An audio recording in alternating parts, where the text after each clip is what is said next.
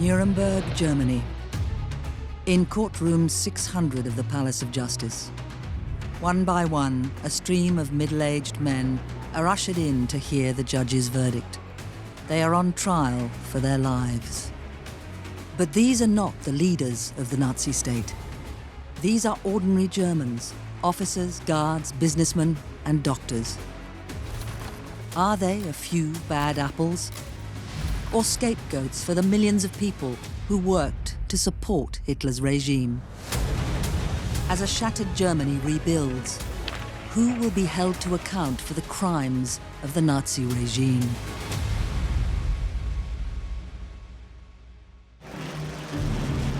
The horror that was World War II was unprecedented in human history.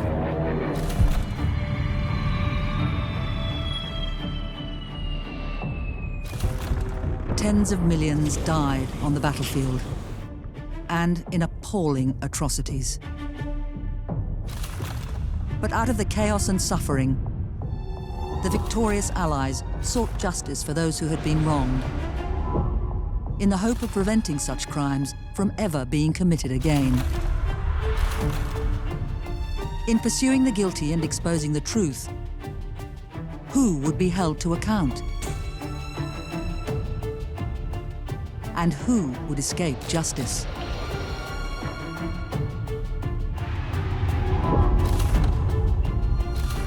Compromised by politics and the desire for revenge, the pursuit of justice was imperfect. Yet these trials redefined international law and shaped the modern world. This is World War II History on Trial.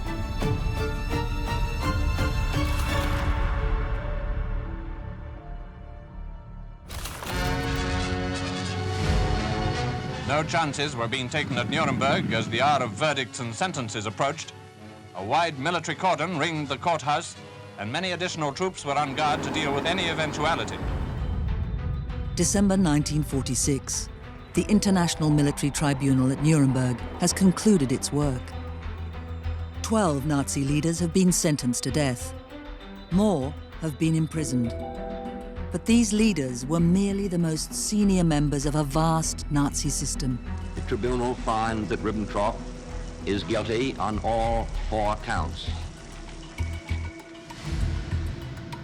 Now, in the same Palace of Justice, the triumphant United States will go after their subordinates. From among the hundreds of thousands implicated in Hitler's regime, the Americans will indict 185 men and women, representatives of the institutions that supported Hitler's illegal war. The original Nuremberg trial had been an international affair, but these subsequent trials will be run solely by the Americans. As well as bringing criminals to justice, these trials are a crucial part in the re-education campaign that the Allies call de-Nazification. This was certainly the view of Telford Taylor, who was chief prosecutor at most of the subsequent Nuremberg trials. And his vision for this is, let's get at all of the, what may be termed the functional elites of Nazi Germany. So professional figures, doctors, judges, lawyers, state agents, people who represent the German state, elements in the Nazi party, parts of the military leadership who were responsible for a lot of the atrocities on the ground during the course of the war. Taylor believed that a series of trials could help ordinary Germans understand the criminal nature of the Nazi regime. At the first of the 12 trials, the doctor's trial, he remarked in his opening statement, "I do not think the German people have as yet any conception of how deeply the criminal folly that was Nazism bit into every phase of German life, or of how utterly ravaging the consequences were. It will be our task to make these things clear." The defendants are charged with crimes committed in the name of the law. And to do that by a criminal trial, I think, is quite a good idea. Because what can happen is that you really delegitimize a system by explaining why that was wrong. You find documents of what has happened, you present it to the court gives it this stamp of reliability.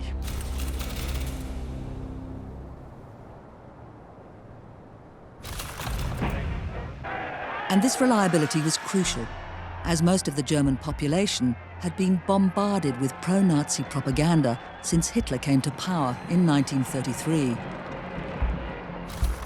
They had spread their message through film, through newspapers, through radio, and through organizations like the Hitler Youth. And their campaign for the hearts and minds of Germany worked. Even among the ruins of their shattered country, many Germans still supported Nazism. As far as the Allies were concerned, a peaceful post-war Germany would need to be denazified. Key to that process was demonstrating to the German people that the organizations which had propped up Nazi ideology, such as the SS, were in fact criminal enterprises. The SS, or Schutzstaffel, began as a personal bodyguard unit to Adolf Hitler. Which had started in the 1920s and then sort of grew over time by leaps and bounds throughout the history of the Third Reich to really become a state within a state, and was really one of the key organizations in the Nazi grip on power within Germany. In the 30s, the organization was responsible for conducting the concentration camps, for example, Dachau, which was a model concentration camp. Right away, they were starting to police the German society and getting rid of so-called enemy of the people, which were political opponents of the regime, and of course also Jewish people, social democrats, communists, and also more and more disabled people, so-called asocials. Crucially, the SS were the organization most responsible for what would become known as the Holocaust. They were the central organization in the genocide of the Jews and an ethnic reordering of Eastern Europe. But the SS was the tip of the spear, if you will, for Nazi criminality. One of the priorities of Robert Jackson, chief US prosecutor at the original Nuremberg Tribunal, had been to prosecute not only the individuals in the dock, but the Nazi organizations to which they belonged. And the idea was that these organizations would be prosecuted at the International Military Tribunal, and that after that trial was over, members of those organizations would be sort of presumptively guilty. If it could be shown that you were a member of the SS, and the SS was a criminal organization, in a sense, the burden of proof would be shifted onto you. Along with the SS, other German bodies were indicted en masse at Nuremberg. But indicting whole organizations presented legal challenges. This was not unproblematic because, it implies the idea of collective guilt, which is contrary to individual criminal trials.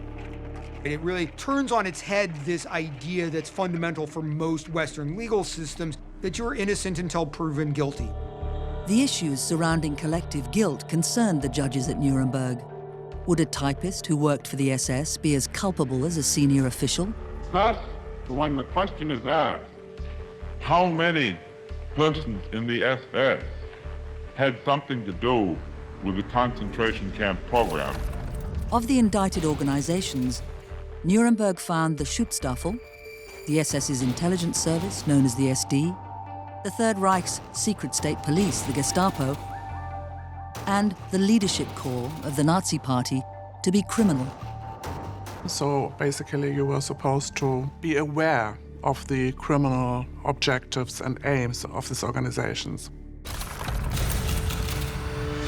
The Pole trial was one of the first trials prosecuting the SS and was named for its chief defendant, Oswald Pole. It aimed to prosecute high-ranking bureaucrats who had worked at the Economic and Administrative Main Office, or WVHA, of the SS.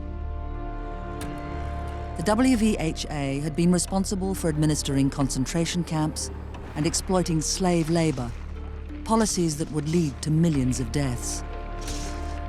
But the WVHA was not only responsible for running the extermination machine, but also turning a profit. They were responsible for basically extracting the wealth of Jews who had been murdered and sending it to banks back in Berlin. I'm not even simply talking about money or liquid assets. We're also talking about gold teeth that were basically extracted from people who were Jews who were murdered at these killing centers. In addition to being arguably one of the worst cases of mass murder in human history, if not the worst, we could also say that the extermination of the European Jews was maybe the biggest theft in world history as well.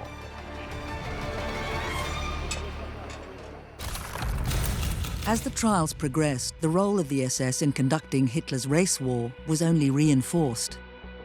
Another SS organization, called the Main Race and Resettlement Office, and known by the German acronym of Russia, was tasked with safeguarding Aryan racial purity.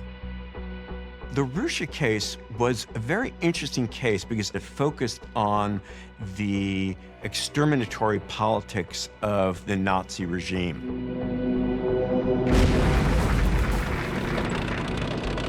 One of the goals of Germany's invasion of the Soviet Union had been Lebensraum, or living space, for the German people. Russia was responsible for the so-called Germanization of captured territory, in particular in the Soviet Union. This ethnic cleansing involved ejecting local people and settling Germans in their place. Russia also kidnapped children it thought were suitable for Germanization and murdered Jews.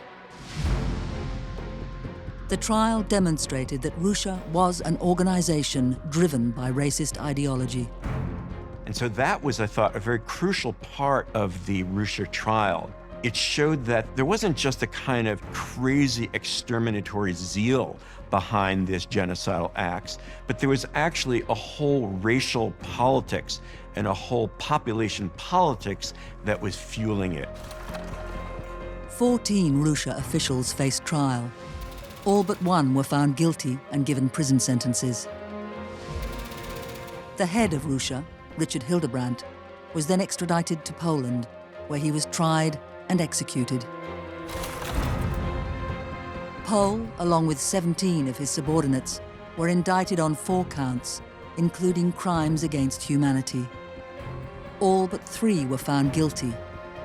4 were sentenced to death, including Pohl, who, after several appeals, was hanged in June 1951.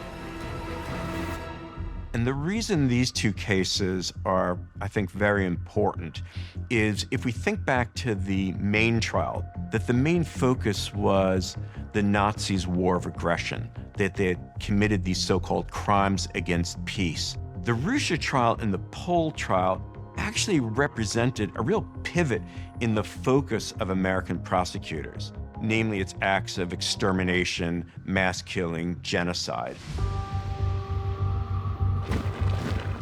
The original Nuremberg trial had focused on senior leadership, but the accused in these trials were administrators or desk perpetrators. That's a German expression that we use, a Schreibtischtäter, desk perpetrator. And we might say now from the desk perpetrator might be even more guilty than the person that is then actually executing the order. But from a criminal law perspective, it's much easier, obviously, to prosecute and charge the person who has hands on the victim.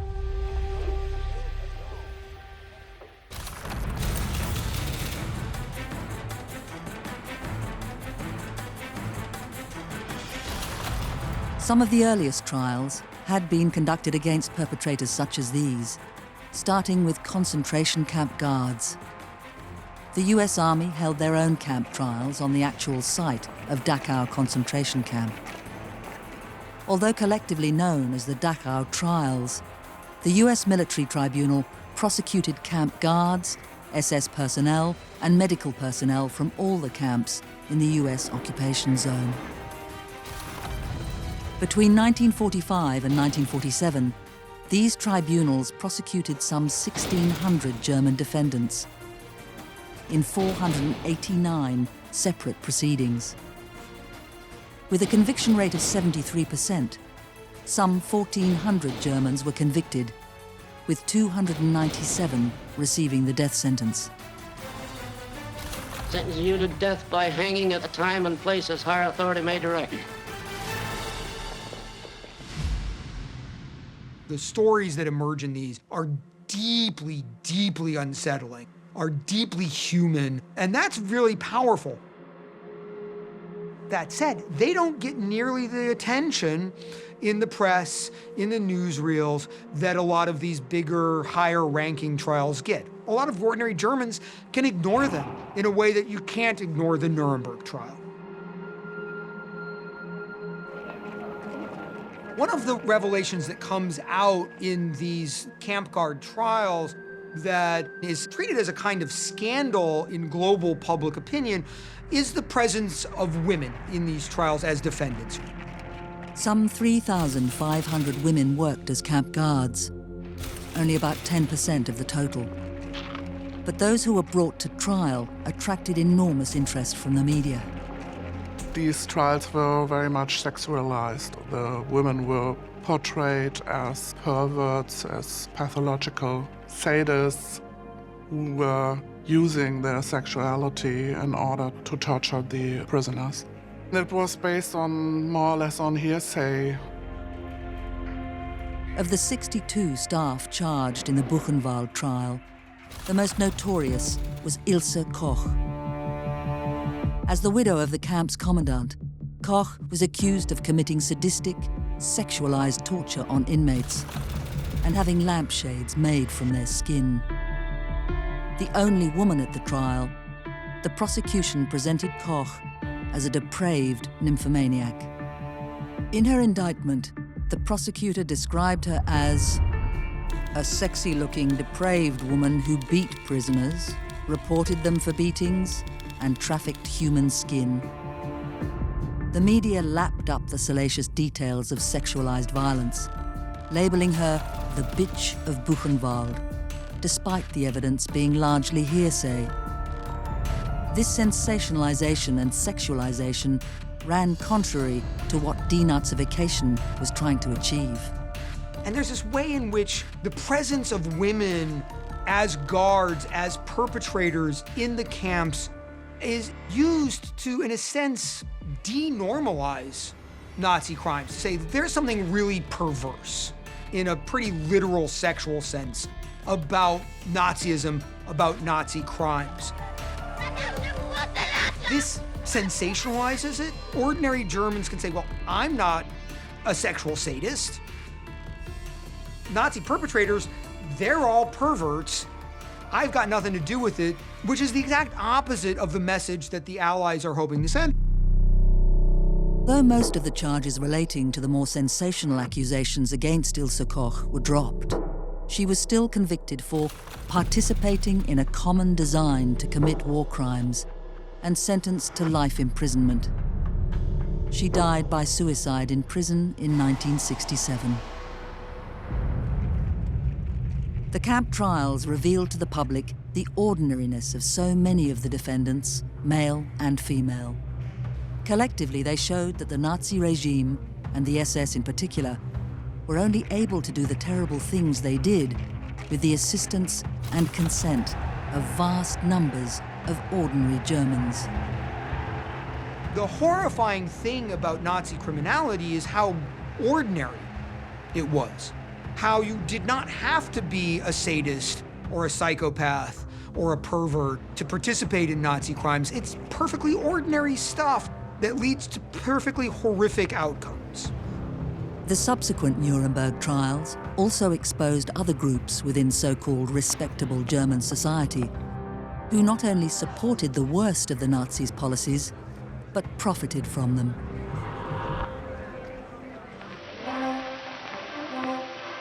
Germany is building the most modern automobile highways in the world. As part of the new motorization program, 5,000 miles of new roads are being built simultaneously in all parts of the country. From the moment Hitler's regime gained power, they had worked hand in glove with Germany's great industrialists. Early in Hitler's political career, 25 of Germany's most prominent businessmen donated 3 million Reichsmarks to the Nazi Party, a fortune at the time. As Germany militarized and went to war, these men reaped the rewards of their investment. But after years of grinding conflict, Germany faced a labor shortage. It solved this by enslaving people across occupied Europe, as well as Russian prisoners of war, and of course the inmates in its hundreds of concentration camps. When workers died, they were easily replaced. In this way, the SS was able to carry out the extermination of Jews while contributing to Germany's war effort. The name of this policy was annihilation through work.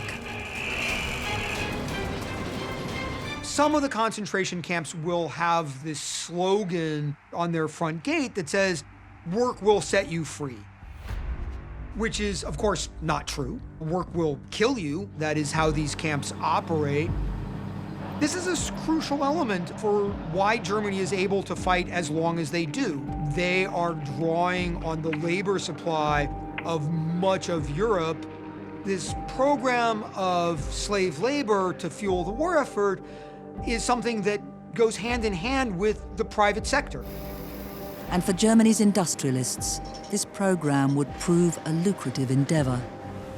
These private companies will pay the slave laborers a pittance that, of course, goes to the German government, not to the slave laborers. Which obviously was also a major profit for these companies. If you don't have to pay for labor, and that's what costs most, the laborers, your margin of gain rises immensely. So the Holocaust and the Second World War were a bonanza for German industry and the Nazi war effort alike. The forced labor program was so concise, so precisely planned, so overwhelmingly horrible, and it was everywhere.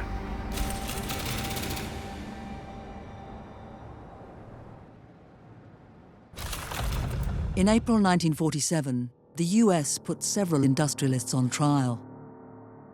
They can't put every member of a corporate board in Germany on trial after 1945, even though you probably could make a case that virtually every member of a corporate board in Germany was guilty of something. And so they're looking for a representative sample.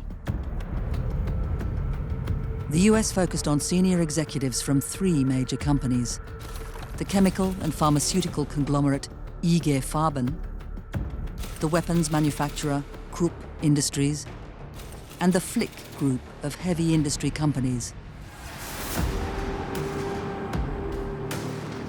IG Farben was this, huge chemical sort of cartel, so to speak. Many firms, many companies under the umbrella of IG Farben. It was a subsidiary of IG Farben that sold the pesticide Zyklon B to the SS, knowing full well that it would be used to murder Jews. The company also set up a factory at Auschwitz.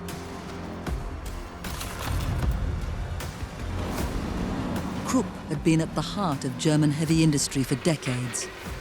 During the war, it used slave labor from 138 concentration camps. Around 48,000 enslaved people were forced to work in Flick's coal mines, steel plants, and munition works. Up to 80% of them died. And these companies are chosen because they are deeply, centrally implicated in the use of slave labor, but also because they are among the most famous global corporations in Germany. And of course, there could have been others. BMW produced engines for fighter planes, for example. All of the defendants are charged in count 1 of the indictment with the commission of war crimes and crimes against humanity in connection with the planning and execution of the Nazi slave labor program. In the Flick, IG Farben and Krupp trials, several employees from each company were charged with crimes against peace, war crimes, and crimes against humanity that involved plunder and enslavement. Defendant Karl Lotzenschlager, please stand for arraignment. As with the Pole and Russia trials, the challenge for prosecutors lay in holding individuals to account for the actions of the organization they work for. It's very difficult to prove the individual's responsibility with regard to the behavior and the activity of a company as such. You cannot, then, comprehend the actions or judge the guilt or innocence of these defendants without some familiarity with the setting in which these acts occurred. One of the differences, though, is that corporate actors are not agents of the state, and their motive ultimately is not to implement the policies of the state, it's to make money.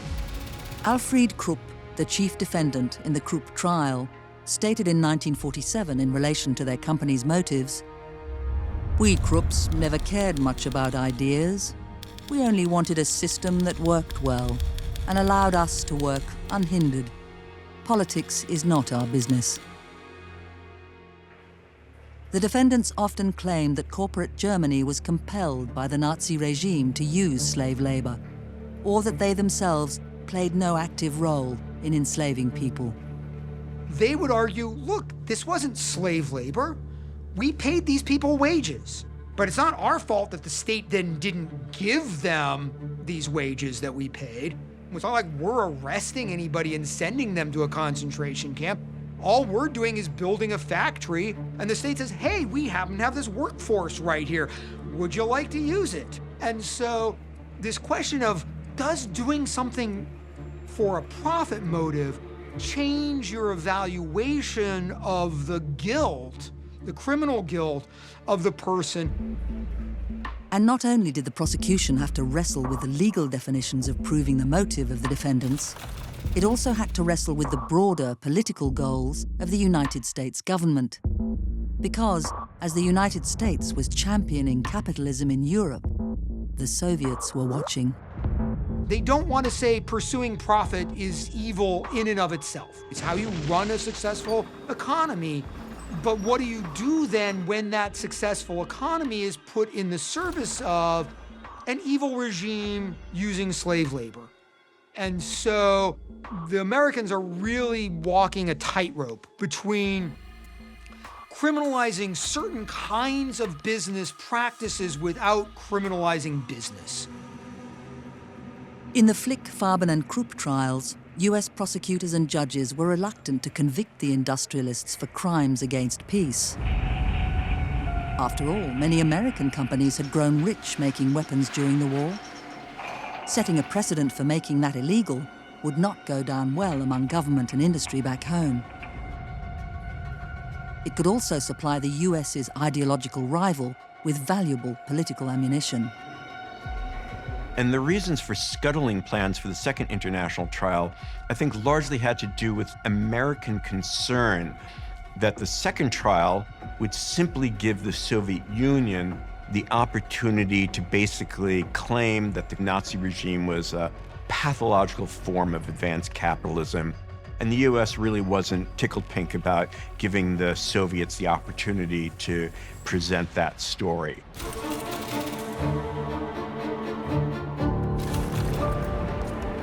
As Cold War tensions emerged and the US came to compete with the Soviets for influence in post-war Europe, American priorities shifted.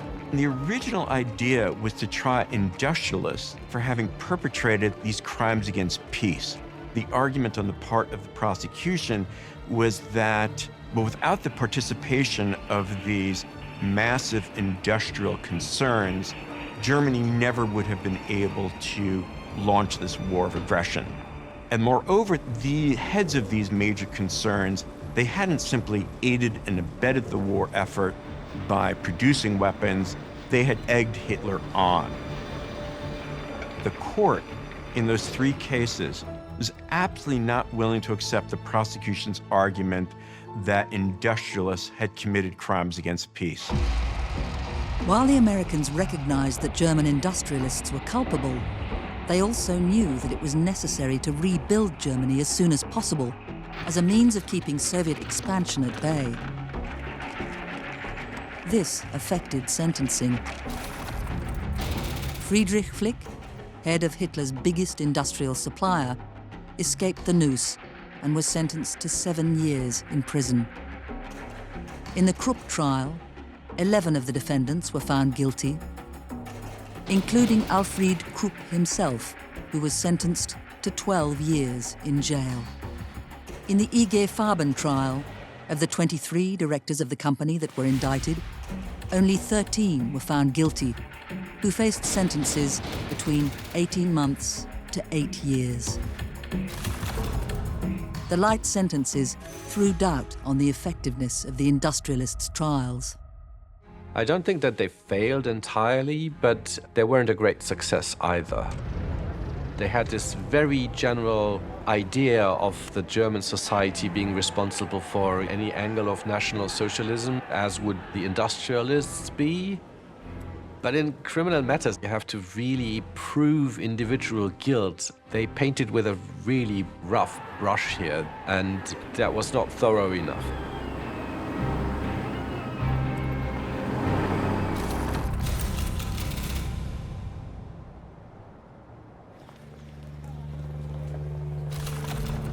As the Nuremberg trials continued, US prosecutors turned their attention to the Wehrmacht, the German armed forces. Millions of innocent civilians were slaughtered by troops under the command and control of the lieutenants and their colleagues, not in pursuit of any legitimate military objective, but in furtherance of basest Nazi racial and social myths. In February 1948, the court indicted 14 high-ranking German officers. All were either members of the Armed Services High Command, known as the OKW, or had carried out its orders.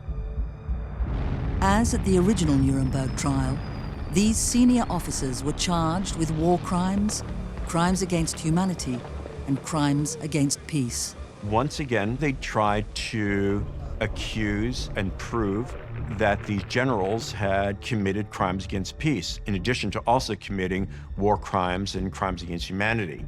Once again, the court wasn't buying it. But securing convictions was not the only goal of the OKW trials. Charging high-ranking Wehrmacht officers with these crimes was a means of showing the German people and the world it wasn't just the SS that had committed atrocities. The defense's arguments were very familiar by now, regularly invoking the so-called Führer principle. This notion of the so-called Führerprinzip, or the Führer principle, is kind of the idea that the word of Hitler had itself the status of law. And that, of course, also meant obeying the Führer's words and orders, which they took to have the character of law. The American prosecution punctured this argument with a common principle of Western law, a principle that Taylor alluded to in his closing remarks. The most elementary and basic principle is that criminal guilt always requires 2 elements: action and state of mind. One of the principles of law is that people have moral knowledge of the wrongness of their actions. The Americans basically argued, if someone goes up to you and says, take that child outside, line them against a wall and shoot them in the head, you shouldn't be able to come along and say, well, I assumed it was legal. I swore obedience to this head of state whose word I assumed had legal force. Although often overshadowed by the crimes of the SS, the Wehrmacht, and in particular the German army, committed widespread atrocities of their own. The violence was worst in Eastern Europe, where German forces brutalized the Slavic peoples they considered as subhuman. Although reliable numbers are hard to find, as many as 1.9 million Poles died as a result of Nazi policies during the war. After Operation Barbarossa, the German invasion of the Soviet Union, 3.3 million Soviet POWs died through deliberate neglect. It was the army, not the SS, who deported a further 1 million Soviet soldiers to Germany for use as slave labor. A lot of the defendants will argue that we were so far removed from what was happening on the ground that we didn't know about the massacres of civilians. It was a little hard to say, well, I didn't know about that when you've got your signature on the paper saying, shoot hostages in reprisal for partisan activity. Not all German soldiers committed atrocities. However, the line between the activities of the SS and the army was more blurred than senior army officers in the post-war period were prepared to admit. In post-war Germany, they sought to whitewash their reputation. The German military leadership is very actively constructing this myth that the crimes of Nazi Germany were overwhelmingly, indeed, exclusively the work of the SS and the Nazi Party. What historians will call sort of a myth of a clean Wehrmacht, the myth that the German army was a professional military organization that fought a fair war. The person most responsible for perpetuating the clean Wehrmacht myth was the German general Franz Halder, with tacit support from the US. Halder had been Chief of Staff of the OKH, or Army High Command, from 1938 to 1942. He helped plan the invasions of Poland and the USSR, and was responsible for a number of illegal orders, such as the Barbarossa Decree. This was an order which gave permission to kill civilians on the spots under the pretext of offenses against the army. So this gave them a free hand to commit mass murder against Soviet civilians, mainly, of course, against Soviet Jews. Halder was a shrewd political operator.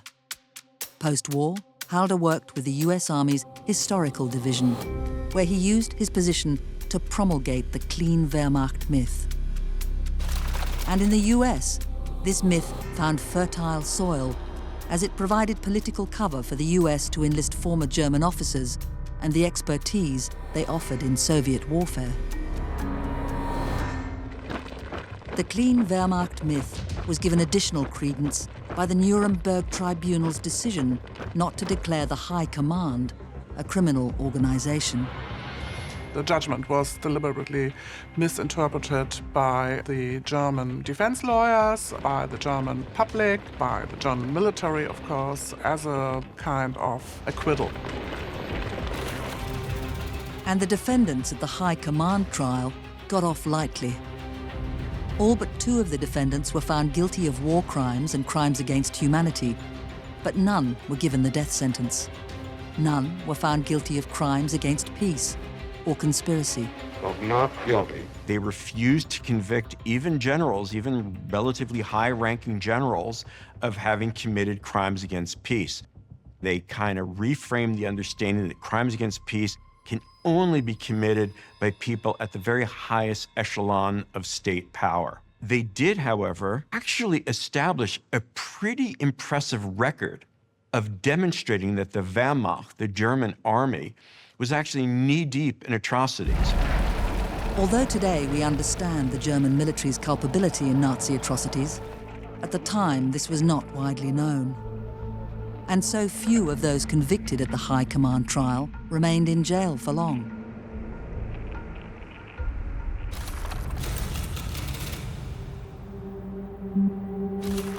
A problem the High Command trial faced was that the US Congress was losing patience with the post-war legal project.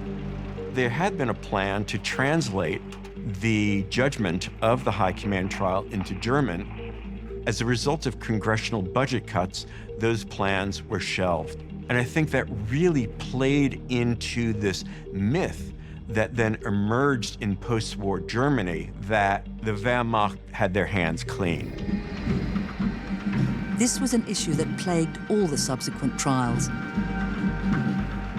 And Congress actually cut some of what we might describe as the PR funding for the subsequent trials. The de-Nazification process stalled. Public opinion in Germany also hardened around support for the German army. Over 17 million men had served in the German armed forces, and the pull of solidarity led many to sympathize with those placed on trial. If one of the purposes of the High Command trial was to sway public opinion against the Wehrmacht, it failed. Expectation of the Americans was that the majority would be shocked about the revelation when they would hear about the kind of radical, violent warfare that actually caused the opposite effect.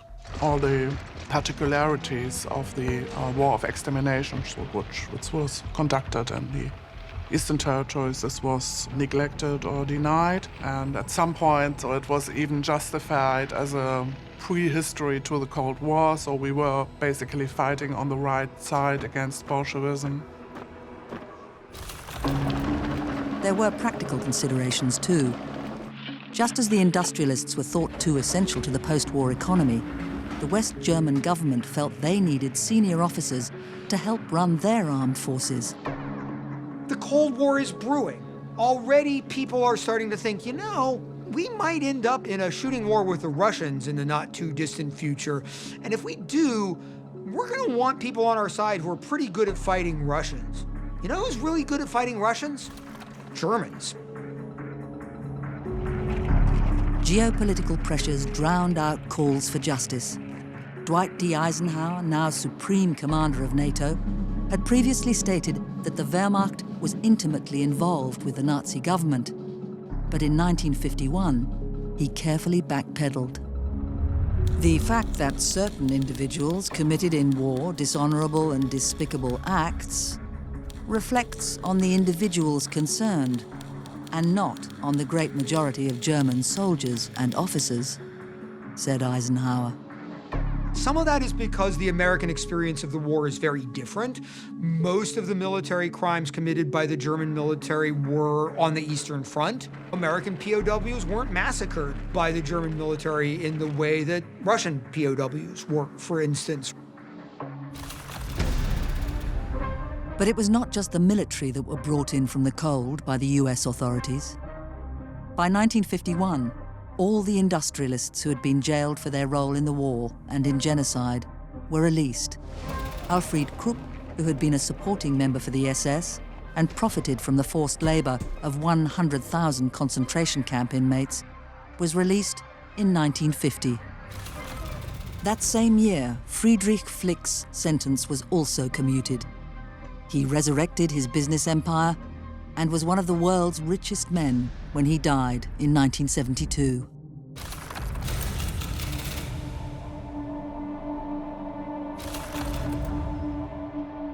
When it came to public opinion, the 12 subsequent Nuremberg trials differed from the International Military Tribunal, which had focused on Germany's leaders.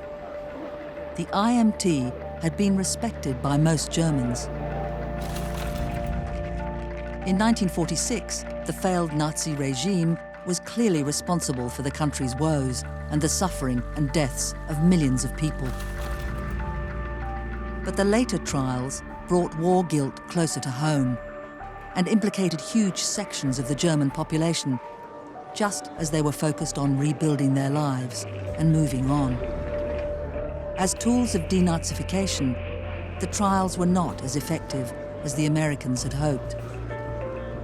On the one hand, they did make clear that Nazi crimes were not simply the responsibility of a handful of leaders at the very pinnacle of the German state. That said, the fact that over time, the sentences became increasingly mild in these cases, the judges became increasingly skeptical of a lot of the charges in these cases. It was very easy for a lot of Germans to look at the successor trials and draw, in some ways, I would say, the exact opposite conclusion from them, from the one that Telford Taylor had in mind when he was organizing these trials. These proceedings at Nuremberg, in which crimes against peace are charged, are of vital importance because the principles to be applied here are man's best protection against his own capacity for self-destruction. This military tribunal now stands adjourned without day. As the message of shared guilt blurred under lenient sentences and wavering judges, many Germans did not see accountability, but closure. This instrument, the result of many months of intricate and difficult negotiation, ended the occupation regime. As the signatures were written, West Germany virtually became a new sovereign state in the community of nations. Ratification was to follow the signing of the Six-Power Defense Treaty in Paris. Meanwhile, the Bonn signing was described by Mr. Eden as opening a window on the future.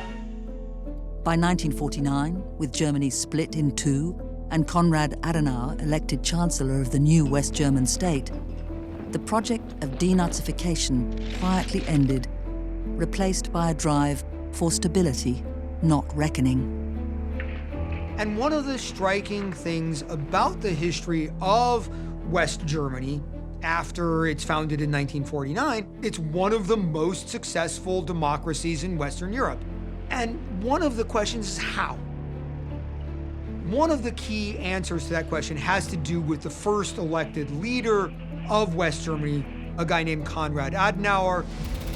Adenauer was a centrist and devout Catholic who the Nazis had briefly imprisoned during the war. Adenauer offered the broken German people a fresh start. You had then this regaining spirit of, we have now a new constitution, we have elected a parliament, we have a chancellor, and he says, let's forget about the past, let's move on, let's move forward. We call this Schlussstrich-Mentalität. You draw a line and say, that's it, and now we start anew. And that was very much sort of what people had hoped for that would now happen. Adenauer felt that de-Nazification and war crimes trials were socially divisive and preferred to see former Nazis reintegrated into society. This idea that the way to ground a West German democracy is not by excluding the Nazis, but by incorporating them. Politically, you would have to say that project of democratization via reintegration is a success. The main casualty of this policy of reconciliation over denazification was justice. Adenauer persuaded the US to commute the sentences of most of the Nazis on death row. Many more were released from jail. These included many of the industrialists and generals convicted in the Nuremberg trials. You've got a majority of Germans who are saying it's time to end the prosecution of Nazi criminals. So if the goal of the Nuremberg trials is to teach Germans that everything about Nazism was bad and terrible and evil, and that the vast majority of Germans bore some level of responsibility for this, by 1955, you would have to say that project is a failure.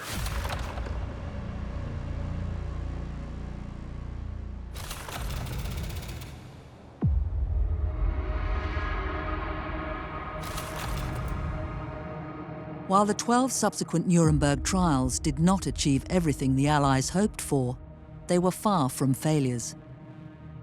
They built on the legal precedents established at the first Nuremberg trial and added reams of irrefutable evidence of Nazi extermination programs and slave labor.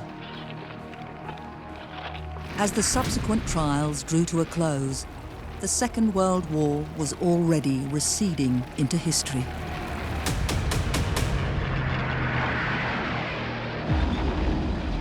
A new war was brewing, and each side was prepared to do whatever was necessary to prevail.